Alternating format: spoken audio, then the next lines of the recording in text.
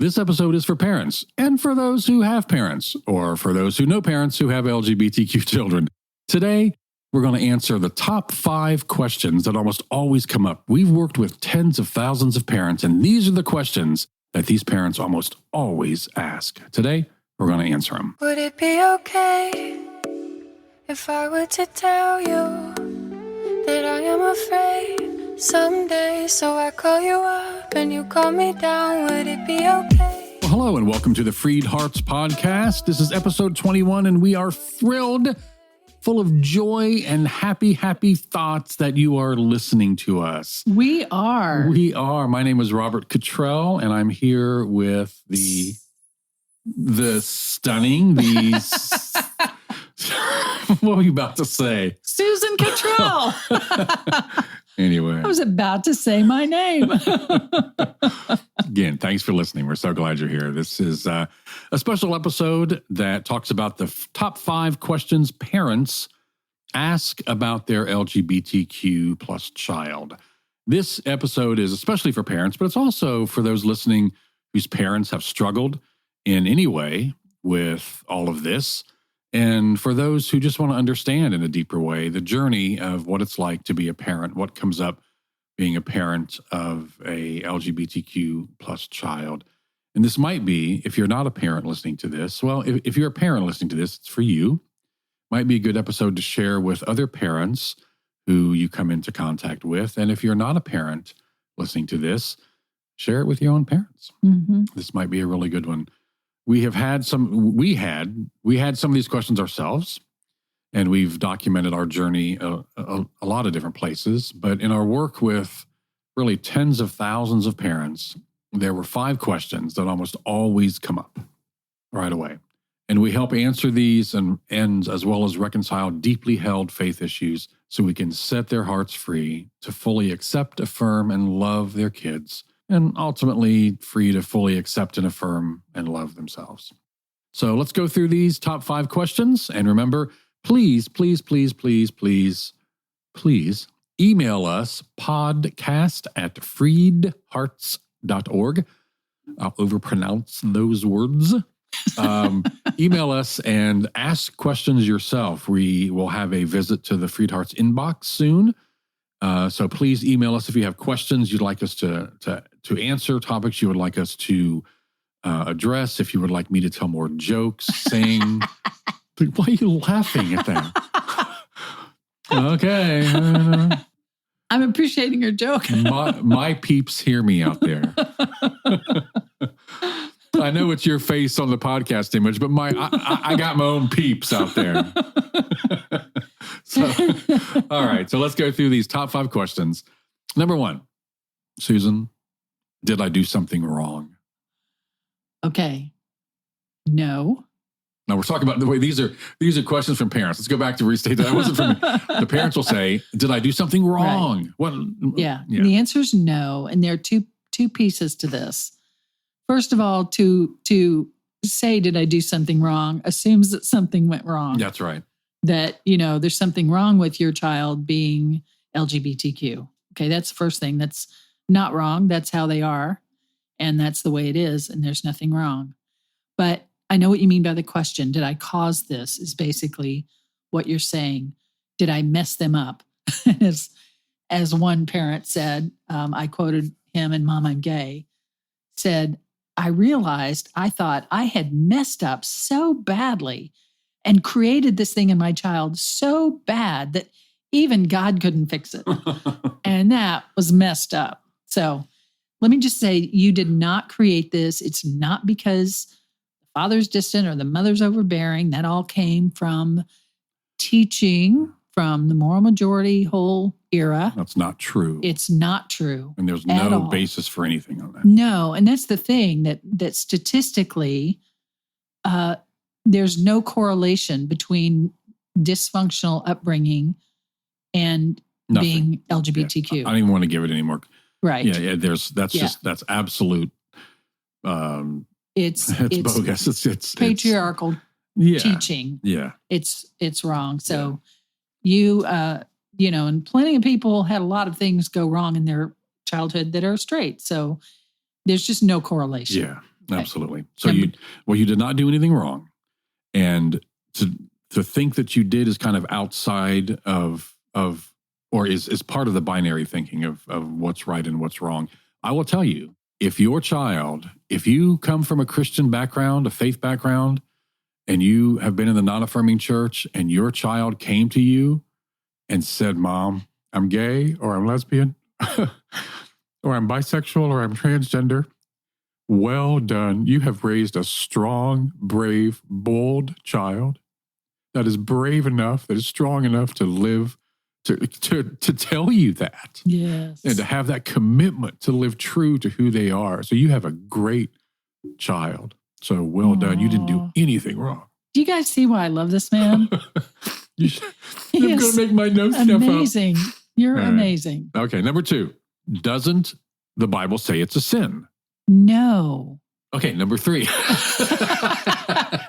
Honestly, it really is that simple. It really is that simple. It doesn't say it's a sin. Yeah. Your translation may have had it added in there, but that's all that happened. It does not say that. So, Yes, you hear sometimes that you're twisting scripture. No, scripture has already been twisted to justify the condemnation of your LGBTQ child. we're untwisting it. We are trying to untwist it. Yeah. And there are lots of examples. We talk about the movie 1946 and when that one translation that took these two words that had nothing to do with this and smushed it together to create homosexual, the first time that word ever appeared in the Bible. But all these, and there's the passage that originally was translated, man shall not lay with a boy, that ends up being man shall not lay with a man. These passages talk about a lot of things: idol worship, abuse, pedophilia. They have absolutely nothing to do with consensual, loving, same-sex relationships. They have nothing to do with your child. The Bible does not say that being gay or same-sex relationships are sinful. And a gay man said to me, does it have to be loving? Which I understand. A lot of people have sex that's not loving. It's just casual. And that's not what we mean that is condemned. What we mean by loving is consensual. Well, not it's abusive. Not a power. Yeah, right. It's not abusive. If there's a power dynamic to it, it's non-consensual. Yeah. And I think we could look pretty good into the church and find a lot of that from religious leaders to youth. So that'd be a more effective thing to do with ourselves. So number 2, no. Number 3, parents ask, what will their lives be like? I'm afraid for my child. What are their lives going to be like? Well, and that is a good question, because in our minds, we're thinking of this understanding we have of what it means to be gay, and they're going to be ostracized, or trans, and what will become of them. And I understand the fear. Yeah, that's valid. It's valid fear. Valid. Because of this us versus them, because their rejection and shaming and bullying and condemnation has been justified. Yeah, the world out there. Because of the teaching of contempt against them. Yeah, the world out there, the non-affirming Christian church, depending on where you live, the communities out there, it can be and is a scary place at times. But what's scarier is for them to sublimate that, go underground, and, for him to marry a woman so that he can become straight. And then 20 years later, you didn't mean that. So he could become straight. You're being sarcastic. I'm being sarcastic because he won't become straight. What I'm saying is to sublimate it and create this false life is worse than just being who they are by far. Of course, that's obviously true. So what I'm saying is what their lives will be like, you can help their lives be a lot better by loving and affirming them. Yes. Is it going to be an additional challenge? It might be, depending on where they live and what their life is. It might not be if they're in parts of the country where we love and accept people. Then, and that's what we're working toward, is not having people have a harder life because they're LGBTQ. Well, I think but you have a huge, huge impact as a parent on embracing them. If you're there for them, they can face mountains that would be much, much harder without you. Please hear that. So what their lives will be like, are largely affected by how much you love them. Yeah, how unconditionally. the things that you hear, well, that community is full of this and that behavior.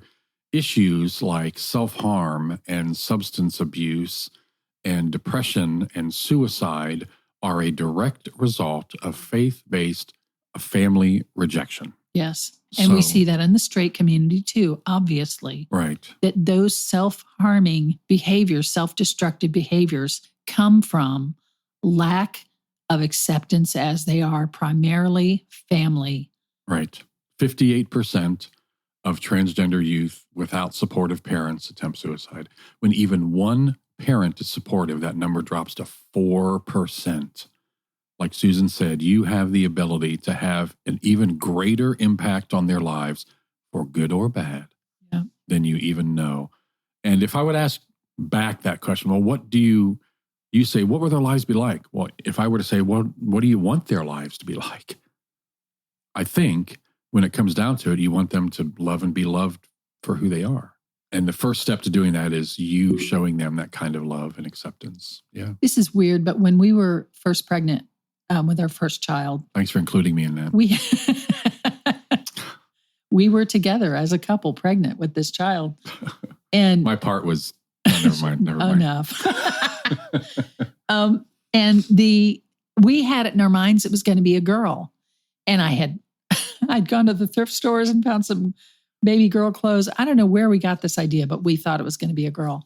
And then we had an ultrasound and it was a boy. And we're like, oh my gosh. And suddenly we're screeching the brakes in our mind, And a friend of ours said, oh my gosh, I'm thinking high tops and, this and that, and overalls, whatever. And just kind of shifted our perspective to say, oh yeah, it's a boy. That's awesome. It just wasn't what we had in our mind somehow. And this is the same thing. If you understand that, oh yeah, I expected straight because I live in a heteronormative culture, but I've got a gay son. I've got a trans daughter. Okay, great. Now get my head around that. What does that mean? Well, that leads us right into one of our questions. And I'm going to do that, where parents will say, how do I grieve the loss of my dreams, of my expectations? How do I grieve the loss of my dreams? Well, that is a really good question too. And this is not unique to parents of LGBTQ kids. It may be more pronounced, but how many kids do you know that are so messed up because their father wanted a doctor and this kid wanted to be a pianist or a football player or a football player, and they had no interest in sports. So to have a dream that you want your child to fulfill, that's already, okay, we're on the wrong track there. Yeah. And that's something to recognize first of all. But this is more deeply ingrained, this heteronormativity in our expectations. But you grieve and it is a loss of an expectation. It does not mean you don't love your child. It doesn't mean you're non-supportive of your child. But the grief is you had an expectation and now that's not going to be fulfilled.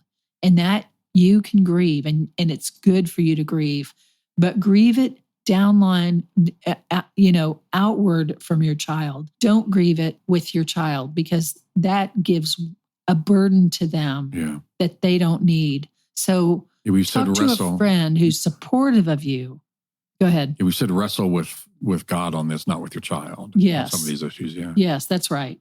So a supportive friend who will support you, and not somebody who will tell you, well, they shouldn't be gay anyway. That's not what you need. But somebody who can be there for you, your partner, if they're affirming, a safe place to just deconstruct that loss and journal about it. I'm big on journaling. Yeah.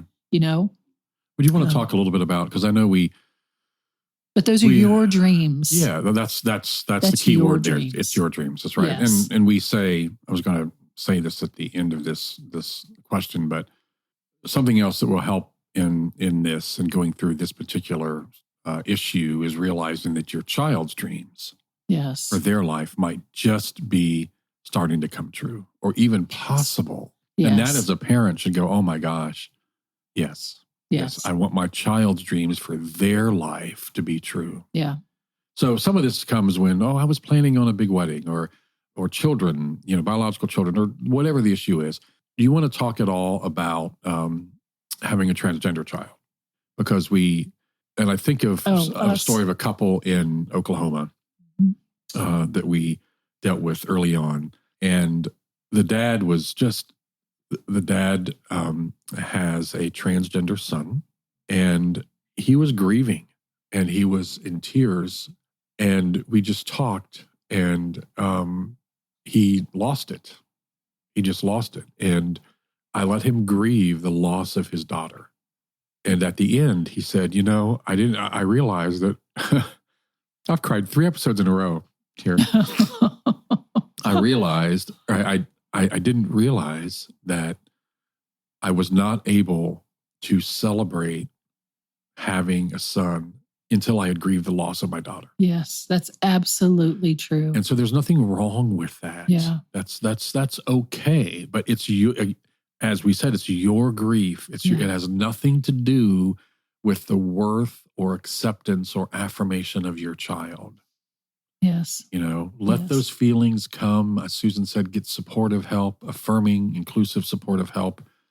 Do your wrestling with God, not with your child, but to be able to work through that loss of your dreams frees you up to see the pure joy of, my gosh, my child for the first time in their life may be able to set this terror aside that they've had and see their own dreams come true. Yes. Yes. And like we said early on, if you've got a child that is willing to do that and has come to you with this, you have an incredible, strong child, and well done, mom and dad. Yeah. Well done. And well done for being safe enough for them to come out to. There are a lot of strong children that don't come out because it's not safe. Yeah. So you want to be a safe place. Yeah. Well, we talked a bit about your dreams, so let's continue on the your focus here.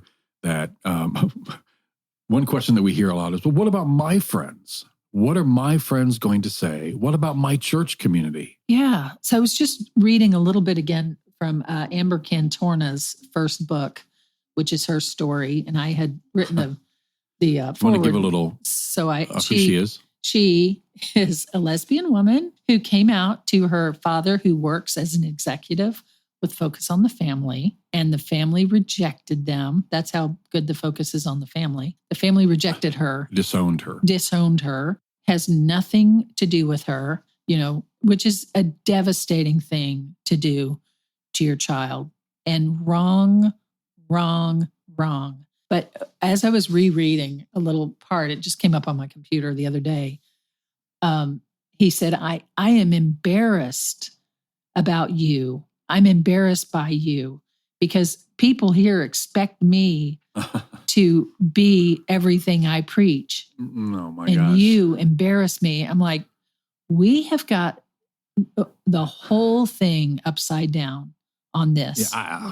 Because what needs to be embarrassing is I am not loving you well. I am embarrassed by how unloving I have been to you. Yeah.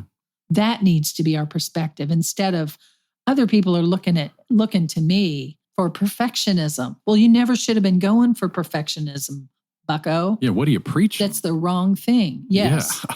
So what you need to be preaching is love, period. And everything else will line up under that. Doesn't that sound familiar? So now I'm not saying it's not a big loss when your friends and community are at stake. And that is what happens in the evangelical church, the non-affirming church, is they will shun you before you can even get the rest of the sentence out. But when you discover that, it's almost like, okay, if you're going to do this to me, I think maybe I need to be in a different community. Yeah, it was only a matter of time until it happened. It was only a matter of time. And so just like with your child, if they come out and you will reject them, that was only a matter of time, that discovery. You settle in with discovering what you need in your life. And if your community will reject you or shun you or do whatever they do to make you pay for your child, then withdraw from that community. Yep. And it may be that you're a pastor and there's a high cost to it, but it's better for you to bear that cost than to put it on your child. To allow your child to bear that weight is scapegoating. And I know you don't want to do that to your child. So You come alongside and bear each other's burdens. Yeah. We're told. And that's what that means. And I do not want to reduce that and say that it's a small cost. It can be a big cost. Yeah, it can hurt. And there are people can hurt very, very much. I will say from our experience, from losing friends and family, we were part of a very large church in the Woodlands, Texas. And we have heard from, I think, 0 people of that church that we were a major part of. We were there 3 years. Yeah. And that's not very long, but we were, we've become really part of that church and had a very close-knit small group. And when this happened, it was just gone. Anyway, that's pretty long. Yeah. Especially initially, that's hard. That's hard to take. That's hard to handle when friends don't call or won't, or they pull back. And when these friends have children who are friends of your own children, and that happens. And so we're not saying it's not difficult. It is difficult. Yeah. But I will tell you you carry the cost of it instead of putting that on your child. Go ahead. And I will tell you that from our experience and from virtually everyone that we've dealt with who has gone through this, when you push through this, what you come up with are true friends. Yes. Deeper relationships, stronger community who love you for who you are and are there for you, period. Yes. Unconditionally. And that, it's almost like if I would have known that, I would have not resisted losing the initial friends. But I will give you that thing to look forward to in the future. If you're in the process of losing friends and community over this, just stay there. Stay in there. Stay on the path. Better friends, better community are coming. Absolutely. I just had a flash of like being in 9th grade, and the end of junior high or 8th, where depending on where you are, and you're about to go to high school, and you're like, oh no, I won't know anybody. All my friends are here. I can't move on to high school. That's too scary. But you go, and pretty soon you've got new friends, and you wouldn't go back to junior high for anything. Yeah. And that's really, we feel that way about our old community. I wouldn't go back into that community for anything. Yeah. Do we want that kind of conditional relationship, conditional love? No. And I was going to talk with Paula Stone Williams, and you can just correct me as I go because I'm going to paraphrase this, but she was is a transgender woman and spent years as Paul Williams, as a leader, as a major person in the evangelical community and church planting and growth, and she transitioned to the woman that she is, and her name was Paula Stone Williams, and she tells a story about she had tens of thousands of friends when she transitioned, and she says, I've heard from, I don't know the numbers, but I've heard from just a few hundred. Those who have really reached out to me are just a handful of 10,000 friends. Now, does she really want to go back for the relationship with 9,000 X hundred number of friends who want nothing to do with her because of this? Right. You know what I mean? So and when the handful of real friends are lost in the 10,000, sometimes we miss that. But part of this, it's the cream has come to the top here. She's discovered these incredible friends that were part of that she may have missed just in sheer numbers. Yes, so that's right. Hang in there, parents. Hang in there. Yeah. You don't know your friends till you're in the trenches very often. Yeah. So that's 5, but we do have a bonus question. We like to have a bonus question. And this is something that we hear in response to, we have Facebook pages and groups, and we get, and through the TED Talk and through our social media, parents will find us and reach out to us. And one of the first things they almost always say is, oh my gosh, I thought I was all alone. And can we pause on that for 1 second? So if there are, every day, there are gay people coming out, trans people coming out, and many of them come from churches. Don't they have parents? So how could you be all alone? Do you know what I mean? And that we have that perception that we're all alone when we're facing something really difficult for us is part of the breakdown of community Shows that it's in unsafe. our churches. Shows that it's unsafe. Shows that it's unsafe to be who you are. Yeah. Because there should be a whole group for parents of LGBTQ kids in these churches, because they're all there. But the fact that they're not shows that it's not a safe thing to be in those churches. Yeah. And I will say that I won't call them out by name, but there are a couple of major Christian, formerly non-affirming evangelical mega churches out there that now have parents, a regular group program that's affirming and inclusive for parents of LGBTQ kids. Yes. And we've seen that over the past few years. We know about them. If we had any hand in making those happen, we're humbled by that. But change is happening. When Annie first came out, if you Googled Christian parent of gay child help, what you're going to get is focus on the family, or what you got was focus on the family and others like that. Mm-hmm. Now that's not the case. And Susan has said in the past, you said that I looked for resources and I couldn't find anything, so I wrote the book. So things are changing, and that's really exciting. But the easy answer is, if you're listening to our voice right now, no, you're not alone. You are not alone. That's right. Well, we have, as we wrap up here, we have extensive resources for you. If you're a parent, if you are dealing with your parents, if you know parents, or if you just want to learn more about this, and if you're LGBTQ and allies, we have extensive resources for you too. But we have extensive resources. We have a conference-length video course for parents and one for LGBTQ.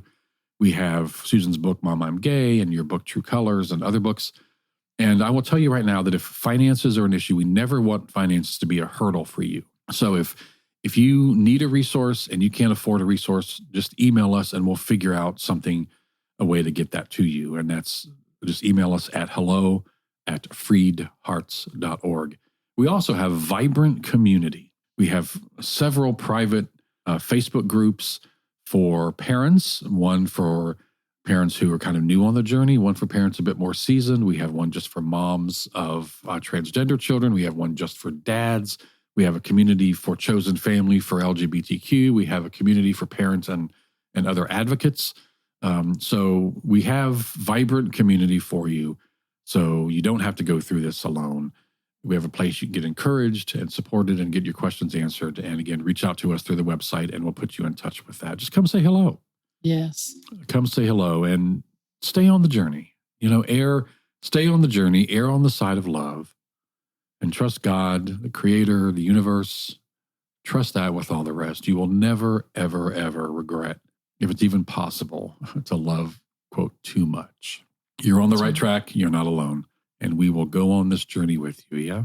Yeah. We're so glad you're here and we love you. You are beloved. Bye. Bye. Would it be okay if I were to tell you that I am afraid someday, so I call you up and you call me down? Would it be okay? You've been listening to the Freed Hearts podcast. We have extensive resources and vibrant community for you at www.freedhearts.org. Just come say hello. And if you have questions or issues or comments about the podcast, things you'd like us to talk about, reach out to us at podcast@freedhearts.org. The music is provided by Hannah Cottrell, our daughter, the Grammy-nominated Saint Sinner, and you can find out more about her at heysaintsinner.com. Please share this, subscribe, and follow on your favorite platform, and thanks for listening.